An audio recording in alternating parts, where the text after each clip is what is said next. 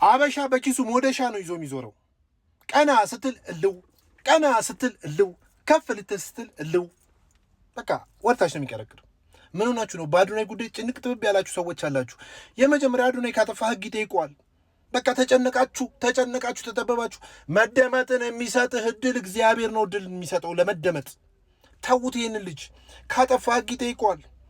እሱን ለመጣል ከዛሬ ነገ ይወድቅልናል ብላችሁ በጉጉት እንዲህ ምናምን በቃ እንዲህ ወይ አስመትቱበት ሂዱና እንዲህ ምን ሆናችሁ ነው? ውሃ ጠጡ እስኪ። በጣም ነው የምታሳፍሩት።